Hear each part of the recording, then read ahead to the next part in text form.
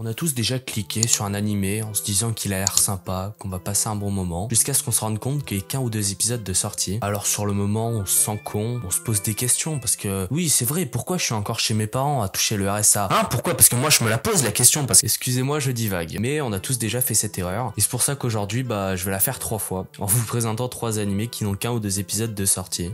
Juste, je tiens à préciser que j'ai mis longtemps à sortir la vidéo, donc il y a des animés que je présenterai dans cette vidéo qui ont plus d'un épisode ou deux de sortie. Mais attends, excuse-moi, mais t'aurais pas ruiné le concept de la vidéo par hasard?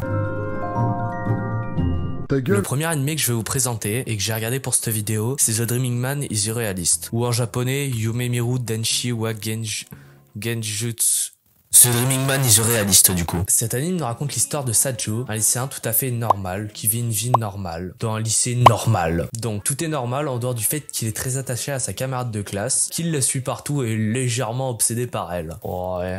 C'est pas de sa faute non plus si elle s'habille comme une... Oula, excusez-le. Donc sa camarade Aika et sa pote Cheveux Violets, dont j'ai oublié le nom, le trouvent légèrement chiant jusqu'au jour où, après un éclair de génie, que dis-je, une révélation, cet intellect de haut renom se dit je la ferais pas un peu chier à tout hasard. Et du coup, c'est à partir de ce moment-là où Sajo va arrêter de lui tenir compagnie et va complètement se désintéresser d'elle. Et c'est aussi au même moment que la fille la plus populaire du lycée va bizarrement commencer à s'intéresser à lui, ce qui va faire que Aika, qui au début s'en foutait un peu de Sajo, va se rendre compte que sa présence lui manque et qu'elle aurait peut-être des sentiments pour ce dernier. Sajo, lui, de son côté, voyant Aika agir bizarrement, il va se dire qu'il aura peut-être une chance avec elle. Oh, c'est une salope quoi. Mais ta gueule! Putain! Désolé, je savais pas. Bon, malgré le fait qu'il y ait qu'un épisode de sortie, ça m'a pas empêché de passer un très bon moment. J'ai bien aimé, même s'il y avait des trucs un peu clichés, mais ça fait pas de mal. Mais sinon, c'était lourd. Le deuxième animé que j'ai à vous présenter, c'est The Girl I Like Forgot Her Glasses, ou en français, La fille que j'aime a oublié ses lunettes.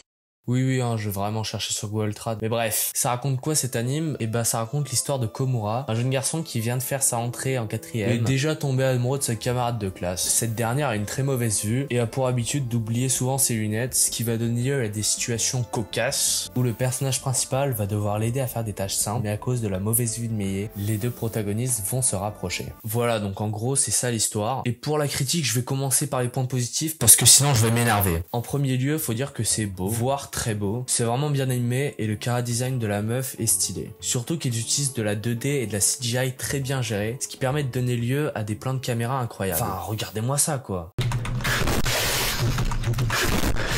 Bon, ça peut donner la gerbe à certains, ce que je peux comprendre, mais pour ma part, je trouve ça réussi. La CGI s'intègre parfaitement à l'univers 2D, ce qui ne donne pas l'impression qu'on a juste superposé de la 3D et de la 2D. On a plus l'impression de regarder un ensemble uniforme, et c'est assez plaisant à voir. Ah oui, et pour tous ceux qui détestent la CGI, de 1, va falloir s'y habituer, car ça commence à devenir la norme, et de 2, quand une CGI est aussi bien gérée, y a pas de raison d'avoir peur, même si bon, ça a pas toujours été une réussite quoi.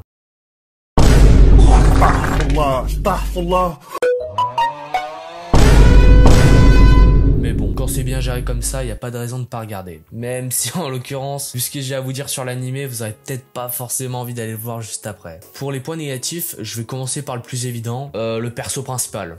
C'est regrettable de voir des garçons qui se comportent comme des PD. Ouais, bon, moi je trouve que ça résume assez bien la chose, hein. Non, en vrai, premier degré, ce qui est chiant, c'est que le perso principal a des réactions exagérées et que la meuf fait un petit truc. Après, je sais que c'est normal pour un animé, mais là, c'est vraiment trop. Par exemple, là, la meuf, elle a juste voulu se rapprocher pour mieux lire son manuel, et dans la tête du gars, c'était vraiment l'apocalypse, quoi.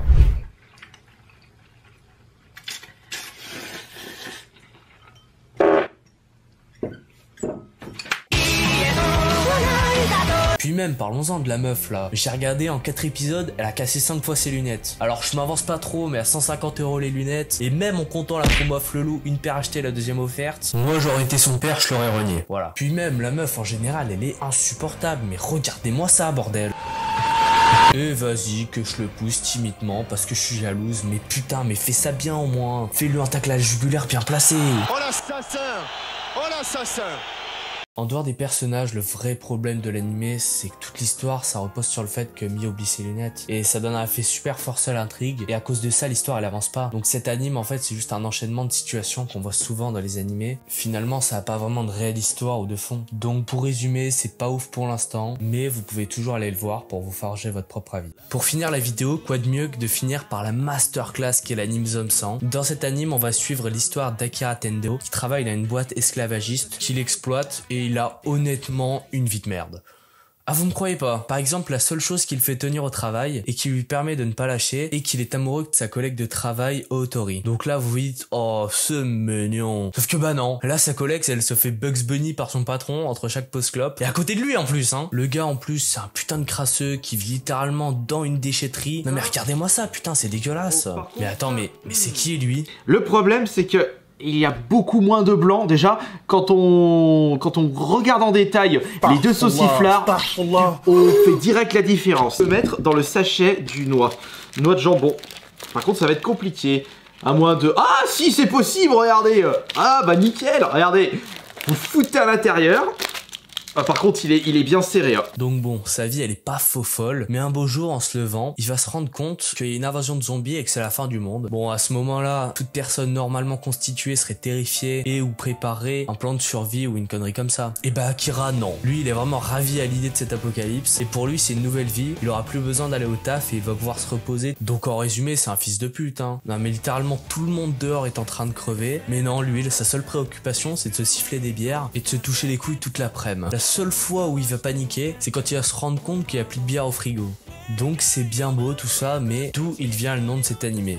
Et ben en fait Akira, il s'est dit que tant qu'à faire, si le monde est en ruine et qu'il peut faire ce qu'il veut, et ben il va pas se gêner. Du coup il va réaliser ses 100 plus grands rêves. Donc pour ce faire, il va les noter sur une liste, même s'il va pas avoir assez d'inspi et il va en noter qu'une trentaine. Attends, mais en fait, il vient de ruiner le concept de l'animé, là. Putain, mais ils auraient dû appeler ça Zom 32, c'est pas possible. Plus sérieusement, cette liste va créer un fil conducteur et une excuse à toutes leurs conneries. Ah oui, parce que si je vous ai pas dit, hein, il s'est fait des potes, il a rencontré une salope aux cheveux roses légèrement aigrie, et il est aussi allé sauver son pote qui était enfermé dans une chambre sadomaso. Oui, hein, c'est vraiment le truc. Voilà, donc en gros c'est ça l'histoire. Mais alors pourquoi c'est aussi bien? Eh ben c'est d'abord grâce à l'humour. Parce que honnêtement, je pense qu'il y a que dans cet animé on peut voir un zombie qui pète. Oui, ça m'a vraiment fait rire, hein. Et puis c'est aussi grâce aux personnages car ils sont très bien développés et on comprend parfaitement tous leurs choix quand on connaît leur passé. Donc en résumé, cet anime c'est une masterclass et je vous conseille d'aller le voir pour aller vous forger votre propre avis. Voilà, c'est la fin de cette vidéo. J'espère qu'elle vous aura plu et que j'aurai pu vous aider. Si vous avez aimé, n'hésitez pas à liker la vidéo, à vous abonner et à donner votre avis en commentaire. Sur ce,